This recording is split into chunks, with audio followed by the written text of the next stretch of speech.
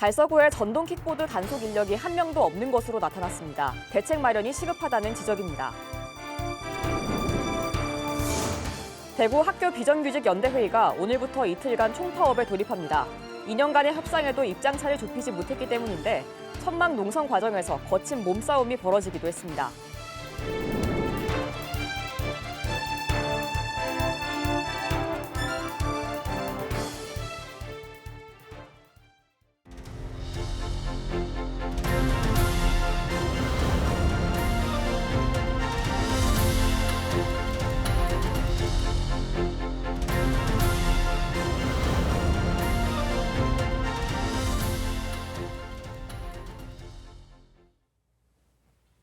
시청자 여러분 안녕하십니까? BTV 대구 뉴스입니다. 첫 소식입니다.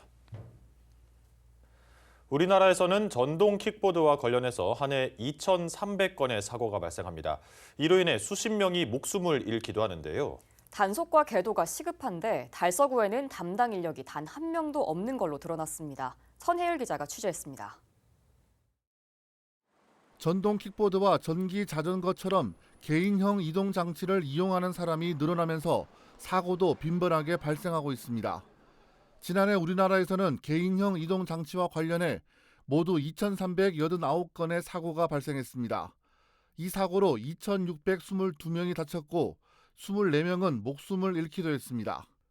개인형 이동 장치는 원동기 장치 자전거 이상의 면허가 있어야 이용할 수 있고 주행 시에는 자전거 도로 또는 차도 우측 가장자리를 이용해야 하지만 이를 지키는 이용객은 많지 않습니다. 달서구에서는 현재 2,400여 대의 전동 킥보드가 운영 중인데 불법 행위를 단속할 수 있는 인력은 단 한 명도 없다는 사실이 행정사무감사를 통해 드러났습니다. 저희 관내 같은 경우에 현재 동구, 북구와 수성구는 공공근로 인력을 사용하고 있습니다. 저희는 이제 공무원이 직접 현장에 주요 민원에 가서 현장에서 조치를 하고 있고. 프랑스 파리와 호주 멜버른처럼 외국에서는 이미 전동 킥보드의 사용을 전면 금지한 도시가 나타나고 있습니다. 우리나라에서도 서울시가 전국 최초로 킥보드 없는 거리를 시범 도입했고 불법 주정차 행위를 적발할 경우 유예 시간 없이 견인 조치를 하고 있습니다. 강릉시 같은 경우는 강릉시 주차 위반 자동차 견인 등 소요 비용 산정 기준에 관한 조례에 따라서 이동 및 보관에 대한 소요 비용을 징수할 수 있다라고까지 확실히 명시를 해놓았습니다. 저희가 이렇게 약간 좀 무단 방지에 대해서 좀 강화해야 될 필요성이 있다고 생각하고요. 전동 킥보드는 편리함을 주는 동시에 안전과 불법 주정차, 도시 미관 훼손 등 사회적 문제도 동시에 야기하고 있습니다. 달서구에는 하루빨리 전담 인력을 마련해 단속과 계도를 해야 한다고 주문했습니다. 오늘 채팅방 등 누구나 무단 방치된 킥보드를 신고할 수 있도록 하고 대학가, 학교, 지하철, 진출입로 등의 거치대와 주정차 구역을 대폭 확대할 것과 교통안전교육 예산을 늘려 중고대학생 대상 전동 킥보드에 관한 대대적인 안전교육을 추진해야 합니다. 이와 관련해 달서구는 학교 주변을 중심으로 개인형 이동 장치를 보관할 수 있는 이른바 PM스테이션 65곳을 신설할 예정입니다. 불법 주정차 등으로 발생하는 민원은 해당 업체와의 핫라인을 활용해 즉시 처리하겠다고 밝혔습니다. BTV 뉴스 천혜열입니다. 대구 학교 비정규직 연대회의가 오늘부터 이틀간 총파업에 돌입합니다. 노조와 교육청이 임금과 근로 조건 등을 놓고 2년이나 협상을 벌였지만 결국 입장차를 좁히지 못했기 때문인데요. 천막 농성에 들어가는 과정에서 거친 몸싸움이 벌어지기도 했습니다. 김민지 기자가 보도합니다. 대구 학교 비정규직 연대회의가 오늘부터 이틀간 총파업에 돌입했습니다. 이틀간 파업에 들어가는 건 전국에서 대구가 유일합니다. 노조 측은 방학 중 비근무자의 상시 전환과 방학 기간에 퇴직금 산정 기간 포함, 그리고 장기 재직 휴가 신설 등을 요구하고 있지만 대구시 교육청은 수용 불가로 맞섰습니다. 노조와 교육청은 지난 2022년 12월부터 햇수로 3년째 단체 협약 체계를 위해 42차례나 교섭을 벌였지만 의견차를 좁히지 못했고 결국 파업에 돌입한 겁니다. 그 지역엔 타 지역에 전국 최하의 이제 근로 조건으로 학교 비정규직 노동자들이 일하고 있습니다. 그러니까 교육청과 저희가 교섭을 지금 3년 차로 대구교육청과 하고 있는데 교육청에도 저희가 얘기했습니다. 전국 최고의 근로 조건을 요구하는 것이 아니고 지금 현재 전국 최하의 근로 조건인 걸 중간 정도만 해도 우리가 합의하겠다 그런 얘기를 수차례 전달하고 얘기를 했지만 대구교육청은 이제 묵묵부답으로 있고.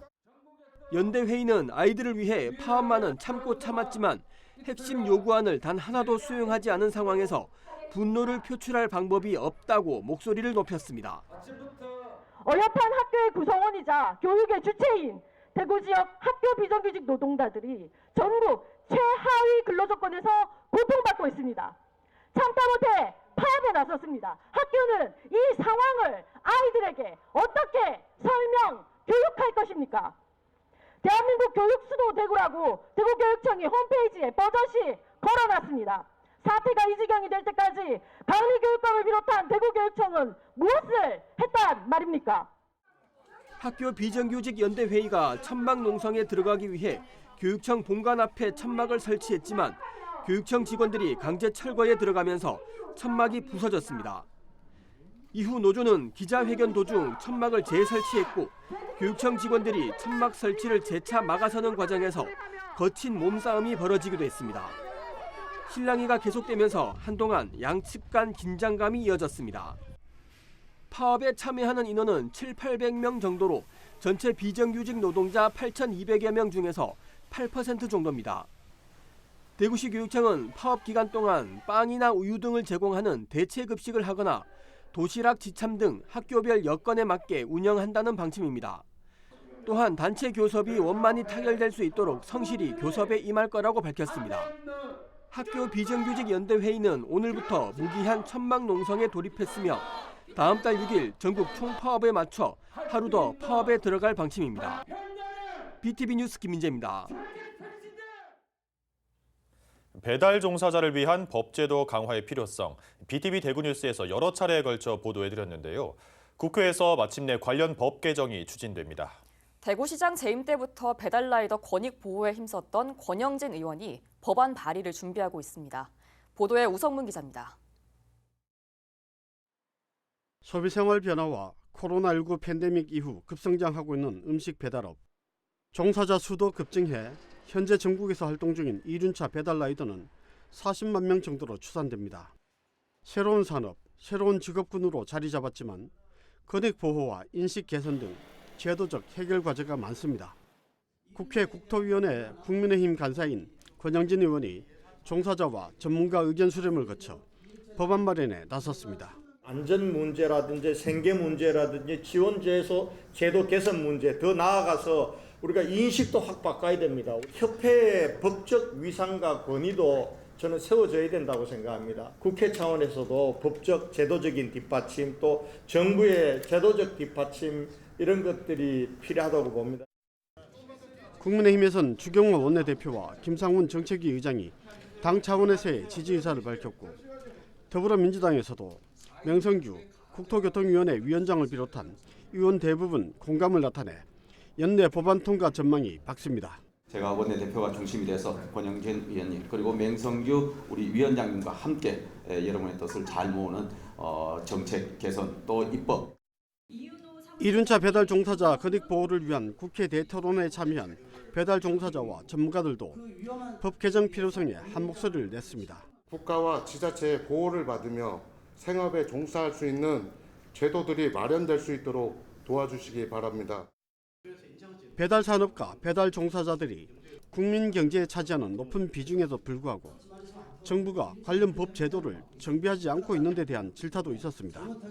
이에 국토부는 근로여건 개선, 안전교육과 이동노동자 쉼터 확대, 법정기관으로서의 배달라이더협회 인정 등의 내용을 담은 생활물류서비스 산업발전법 개정에 나서겠다고 했습니다. 정부에서도 안전교육이라든지 공제상품 확대 등을 통해서 우리 종사자들께서 보다 안전한 환경 속에서 일할 수 있도록. 권영진 의원은 개정 법안 연내 통과를 목표로 조속한 시일 내 국토부와 전문가들의 실무 협의 등의 절차를 더 거친 후 다음 달 법안을 대표 발의하기로 했습니다. BTV 뉴스 우성문입니다.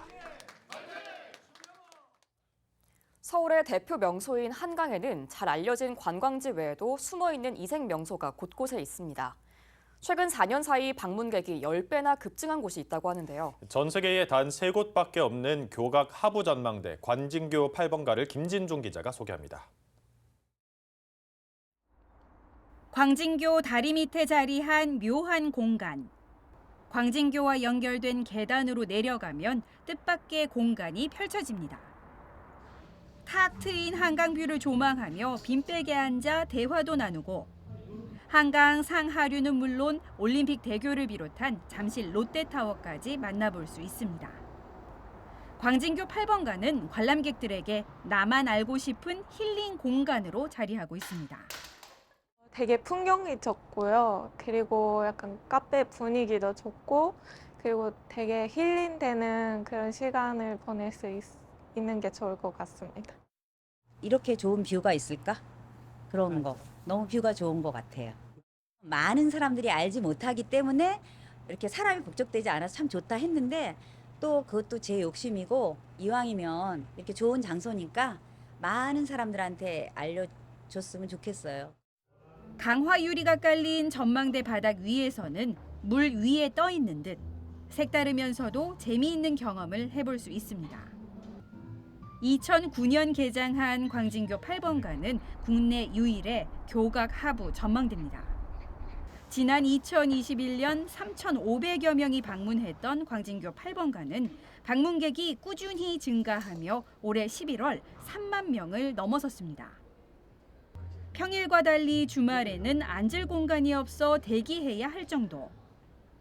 광진교 8번가는 월요일을 제외하고 화요일부터 일요일까지 오후 12시부터 저녁 6시까지 무료로 이용할 수 있습니다.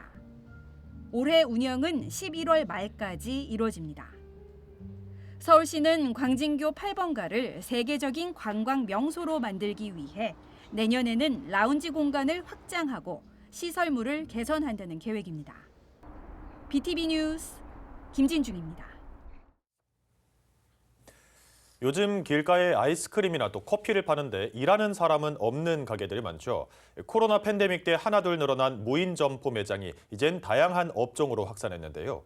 주인은 인건비가 적게 들어 좋고 소비자는 눈치 볼 필요가 없어서 좋습니다.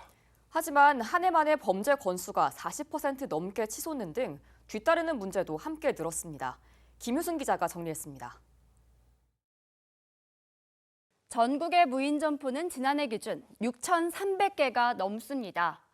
이 가운데 경기 지역 무인 점포는 2,000여 개로 전국 무인 점포의 30% 이상이 자리하고 있는데요. 업종별로 보면요. 아이스크림이 30.9%, 또 0.1% 차로 세탁소가 그 뒤를 이었고요. 사진관과 스터디 카페, 밀키트도 11% 넘게 차지하고 있습니다. 이용 건수도 크게 증가해서 무인 점포 카페의 경우 4년 사이 68.7배나 성장을 했습니다. 문구점은 58배, 또 반려동물 용품 판매점은 36배가 증가했습니다. 아이스크림과 세탁소를 비롯한 업종에서 큰 증가세를 나타내고 있는데요. 편의점 무인 점포는 최근 4년 동안 18배 이상 늘어서요.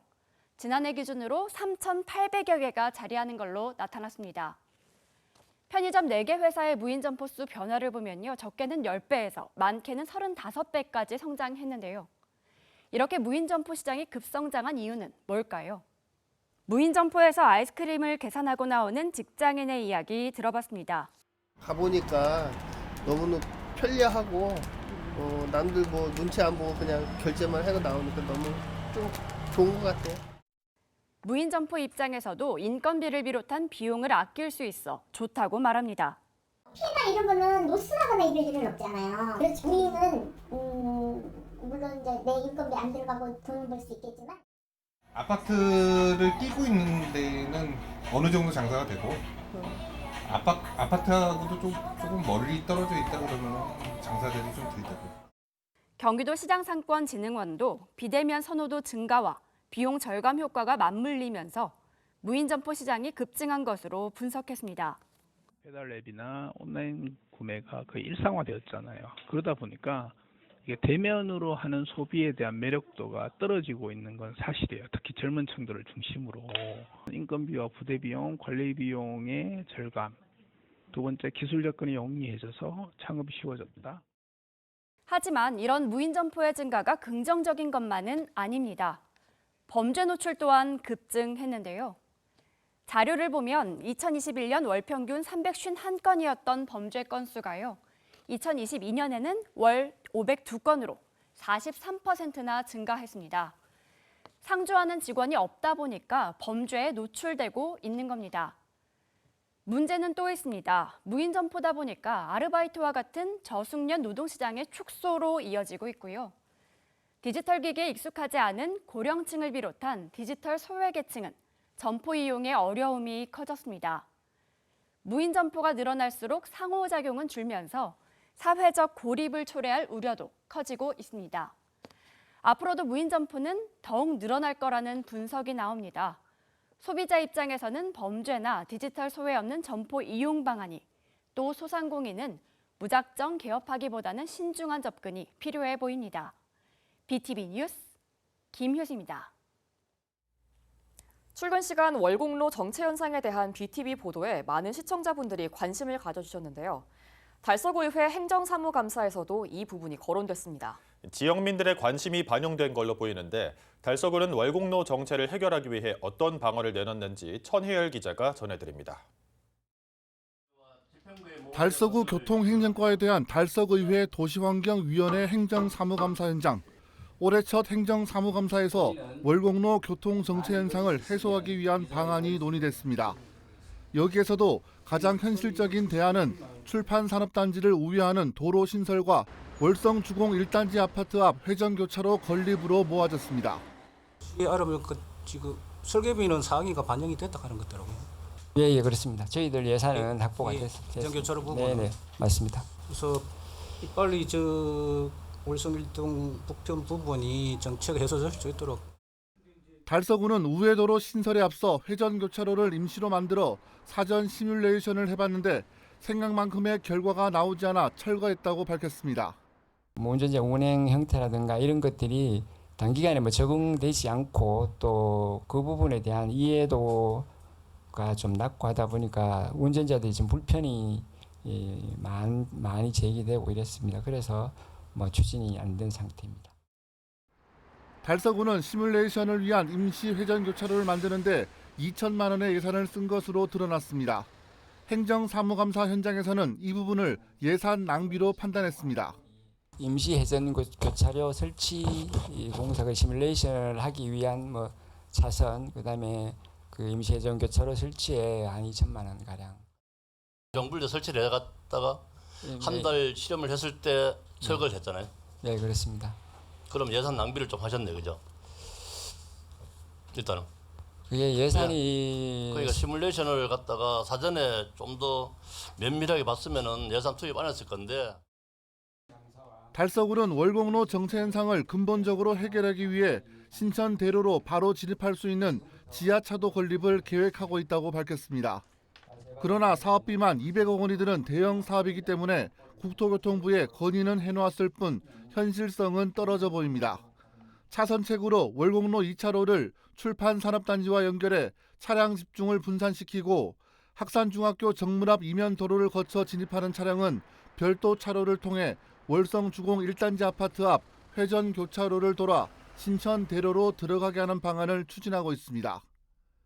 BTV 뉴스 천혜열입니다.